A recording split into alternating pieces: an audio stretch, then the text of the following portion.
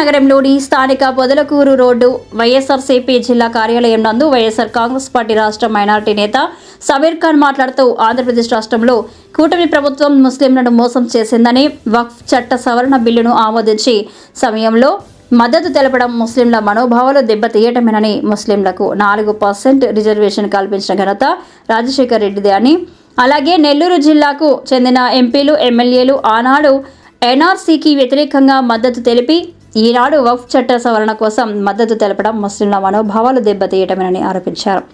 ఎన్నికల్లో గెలుపొందిన తర్వాత ముస్లింల అభివృద్ధి పట్ల శ్రద్ధ చూపకపోవడం దారుణమని అన్నారు.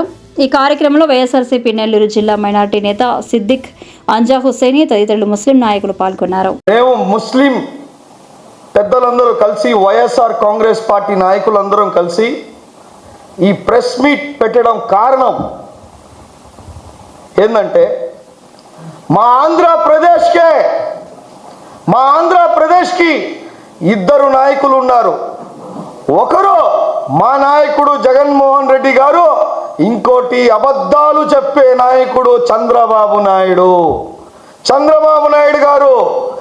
ఈరోజు వైఎస్ఆర్ కాంగ్రెస్ పార్టీ ముస్లిం పక్షపాతి అని నిరూపించుకుంది.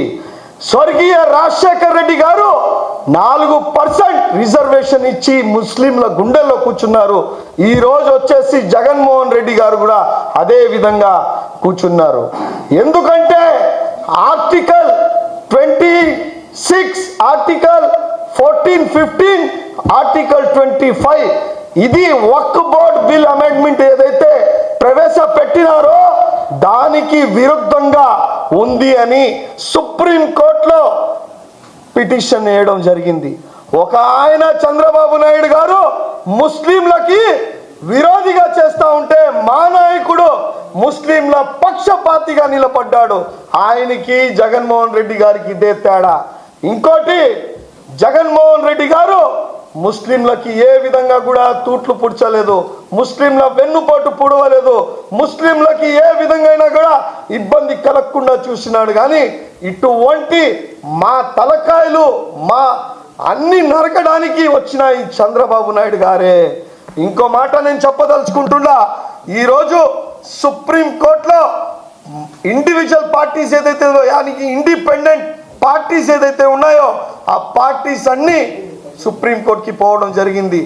జగన్మోహన్ రెడ్డి గారు ఒక్క ఆంధ్ర రాష్ట్ర ముస్లింకే కాదు దేశ ముస్లింలకి నేనున్నాను అని సుప్రీంకోర్టులో పిటిషన్ వేయడం జరిగింది. చంద్రబాబు నాయుడు యావత్ భారతదేశ ముస్లింలకి వెన్నుపోటు పిడిచి ఈరోజు నరేంద్ర మోడీ గారి తొత్తులుగా వివరించి ఈ బిల్లు పాస్ చేయడం జరిగింది. అయ్యా, ఈ బిల్లు ఏ విధంగా మేము అడ్డుకోవాలో, ఏ విధంగా పోరాటం చేయాలో, పంజాబ్ వాళ్ళు రైతులు ఏ విధంగా ఢిల్లీలో కూర్చున్నారో ఆ బిల్లుని ఆగే వరకు ఏ విధంగా పోరాడాడో అదే విధంగా మేము కూడా పోరాడతామని చెప్పేసి చెప్పదలుచుకుంటా. ఇంకో విషయం, మా నెల్లూరు నాయకులు నలుగురు ఉండారబ్బా. మీరు ఎడిట్ చేసేటప్పుడు మీడియా కూడా నలుగురు ఫోటోలు పెట్టండి. ఒక ఆయన విపిఆర్ ఎంపీ గారు గెలిచిన సంవత్సరం అయితే బిల్లుకి ఆయన ఫస్ట్ ఆయనే ఇట్టా అనింది. ఆయన ఒక్క సంవత్సరంలో జెండా విధికి కనపడ్డారా? పెద్ద ఆయన ఎక్కడ కనపడ్డారు? విపిఆర్ గారు గాంధీనగర్లో కనపడ్డారా? ముస్లింల ఏరియాలో ఎక్కడైనా కనపడ్డారా? ఆయన విపిఆర్ గారు ఓట్లు వేసుకొని ముస్లింలకు నేను ఉంటానని జెండా వీధిలో మాటిచ్చారు. ఇప్పుడు ఆ మా ఎంపీ గారు ఎక్కడున్నారో అర్థం కావట్లేని పరిస్థితి. ఇంకో ఆయన నారాయణ సార్, అయ్యా దాదాపు సిటీలో ఎక్కువ శాతం ఉండేది ముస్లిం మైనారిటీ పాపులేషన్స్. ఆ ఓట్లు వేయించుకొని మీరు రంజాన్లో కూడా మీరు ఒక మసీద్లో ఇఫ్తియార్ విందుకు కూడా రాని పరిస్థితి. మీరా మా మీద నారాయణ గారు ప్రేమ చూపించేదా? మీ కార్యకర్తలకే పట్టించుకోరు మీరు. ఈయన ఒక్క మాట కూడా వచ్చి అరే నేను ఉన్నానయ్యా ముస్లింలకి, నేను చంద్రబాబు నాయుడుతో మాట్లాడతాను అని చెప్పని పరిస్థితి. ఇంకో ఆయన ఉన్నారు, ఎన్ఆర్సీ ఎన్పిఆర్ డప్పుడు పెద్ద స్టేజ్ పెట్టి కేవీఆర్ పెట్రోల్ బంక్ పక్కన అబ్బా పాట పాడాడు మా గురించి. మా గురించి ఎంత పాట. ఎవరు తెలుసు ఆయన? మా రూరల్ ఎమ్మెల్యే శ్రీధర్ రెడ్డి అన్న. అన్నా శ్రీధర్ అన్న, ఎక్కడున్నావన్నా? మా గురించి నువ్వు పోరాడే వ్యక్తివి. రూలింగ్ గవర్నమెంట్లో అప్పట్లో మా శాసనసభ్యులుగా ఉంటూ మీరు ఎన్ఆర్సీ ఎన్పిఆర్ గురించి మాట్లాడారు కదా, పాట బలంగా పాడారు కదా. ఎక్కడున్నారు బాస్? ఎందుకు ఇప్పుడు మీరు బయట రావట్లేదు? ఎందుకు? రూరల్ ఎమ్మెల్యే గారు నేను ముస్లిం పక్షపాతిని, నేను ముస్లింల కోసం ఉంటాను అని చెప్తారు కదా. శ్రీధర్ అన్న మీరు ఎక్కడున్నారు అనేసి నేను అడగదలుచుకుంటున్నా. ఏం ముస్లింలో మీకు ఓటమి వేయలేదా? అప్పట్లో మీరు స్టేజ్ మీద నిలబడి మా కోసం పాట పాడారు కదా. ఇప్పుడు ఎక్కడ పోయి ఉన్నారు మీరు? మీరు ఎందుకు రావట్లేదు? చంద్రబాబు నాయుడు అంటే మీకు అంత భయమా? అంత భయమా? వచ్చే ఎలక్షన్లో ఖచ్చితంగా గుణపాఠం చెప్తాను.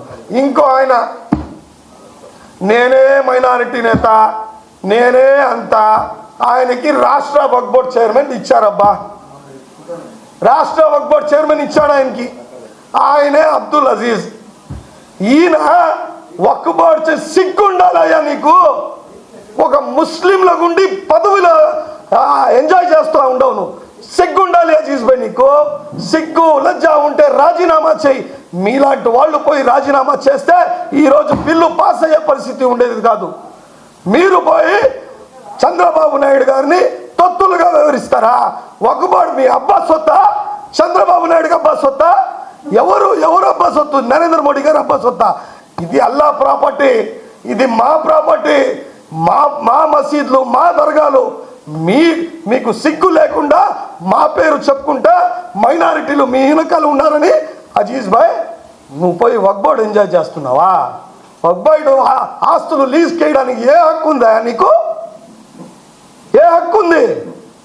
ఈరోజు మీరు కానీ రాజీనామా చేస్తుంటే డమ్మీలు 3 ఎమ్మెల్యేలు, ఒక ఆయన మంత్రి, ఆయన ఎన్ని మసీదులు స్టేట్లో ఉన్నాయి కూడా తెలియదు ఆయనకి, ఈ మైనారిటీ మంత్రి గారికి ఫారూక్ భాయ్కి.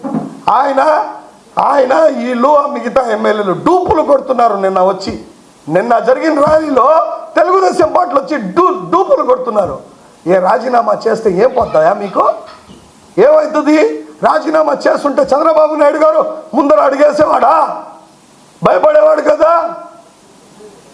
ఇది ఈ మైనారిటీ నాయకులు తెలుగుదేశం పార్టీలో ఉండేవాళ్ళు. అందుకని ఏదైతే వక్ఫ్ బోర్డ్ బిల్లు వచ్చిందో ఆ బిల్లుకి వ్యతిరేకంగా వైఎస్ఆర్ కాంగ్రెస్ పార్టీ నెల్లూరు జిల్లా నుంచి ఉంటుంది.